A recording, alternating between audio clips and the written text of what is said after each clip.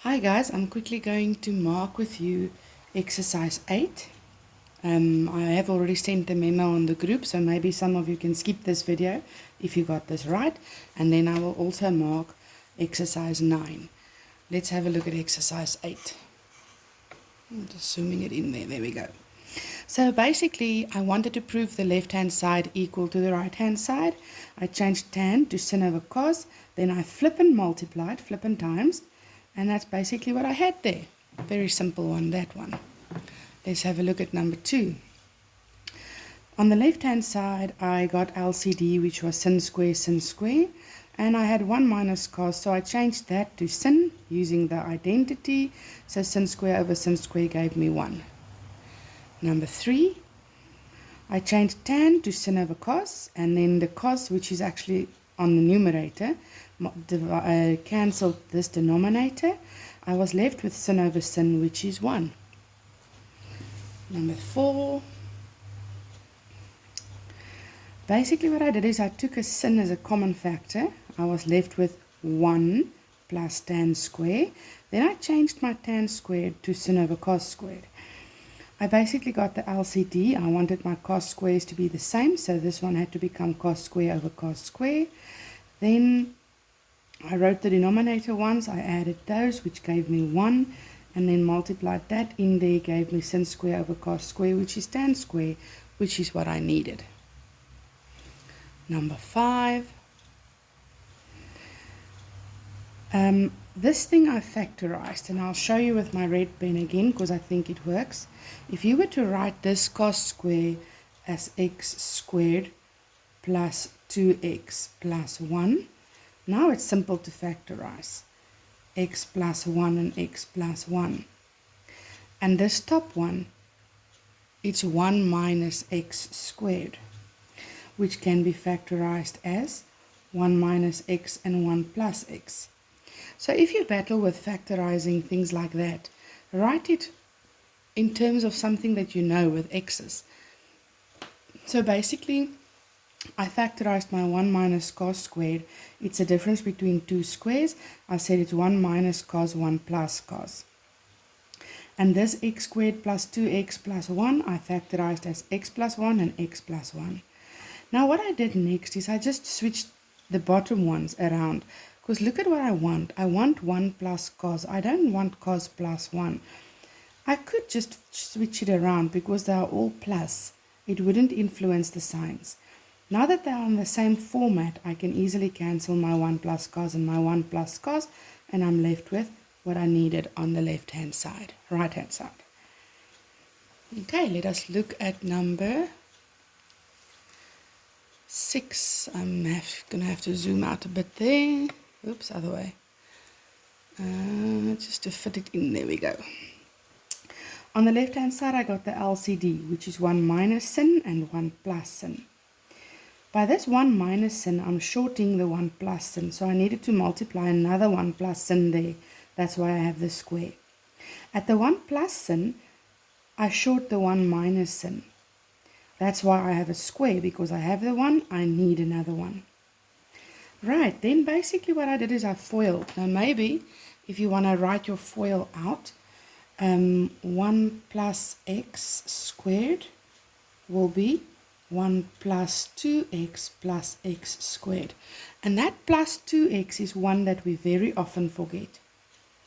And this one is going to be pretty much the same. It's just going to be a minus 2x over there. So I'm going to have 1 plus 2 sin plus sin square. Then the minus, I kept it in brackets. 1 minus 2 sin x plus sin squared x.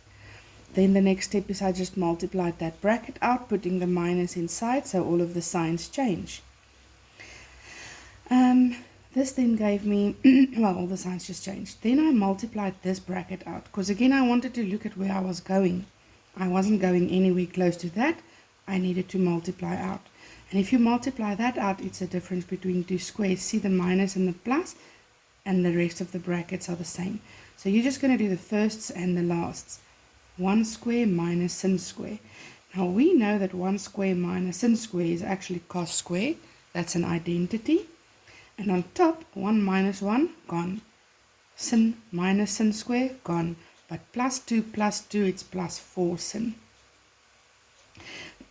Now, basically what happened here is one of the sins and one of the causes cancel out to become tan, skis, and then the cos just remains there. So basically the sin and the cos became tan, and that other cos just remained there, and that is exactly what I needed on the right hand side. Okay guys, I hope you're following. Let us do number 7. For this one I can zoom it a bit. Okay. I got my LCD again. Sin and 1 plus cos. At this one, I'm shorting the 1 plus cos, so I need to multiply it with the top one. That's why there's a square. By this one, I'm shorting the sin. That's why I'm multiplying it with the already existing one on top. That's why I'll have sin square. I'm foiling that thing. You can write it as 1 plus x bracket square if you want to. Then you'll see it's 1 squared plus 2 cos plus x squared and the sin squared. Then I changed the cos squared plus sin squared to become 1. Furthermore, I said 1 plus 1 is 2. And then I took out a 2 as a common factor. I'm left with 1 plus cos x. That cancelled with the bottom one, so I was left with 2 over sin. Okay, number 8. What I did here is I first changed my tan to sin over cos. Then I wrote it all on one denominator, as my denominators are the same. So I'm going to have 1 minus sin on top, and then I put the squares, 1 to the top, 1 to the bottom. On top, I'm going to keep it like that, because that's basically where I want to go. I want one of my brackets to cancel. But at the bottom, look at what I want. So I'm going to change cos square into the identity 1 minus sin square. That I'm going to factorize 1 minus sin, 1 plus sin. Again, you can write it with x's if you need to.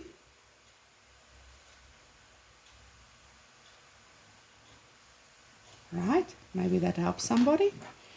And then basically the 1 minus sin cancels with that bracket. I've got one of these brackets left over that one, which is what I needed on the right hand side.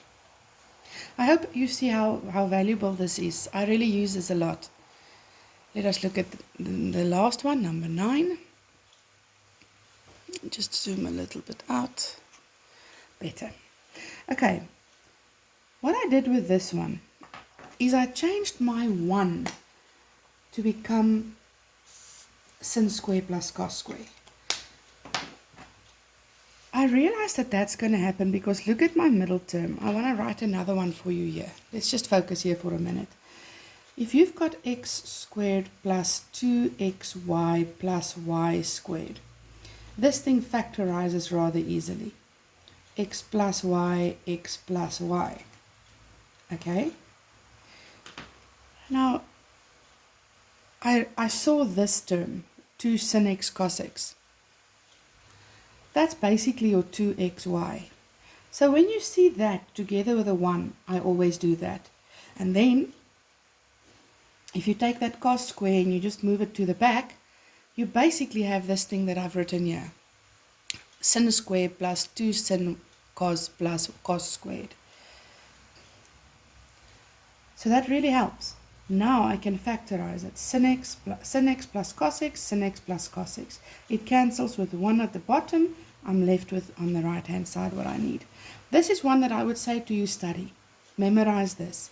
If you see 2 sin x cos x together with a 1, you change your 1 to become sin squared plus cos square. It's a trick that will always work.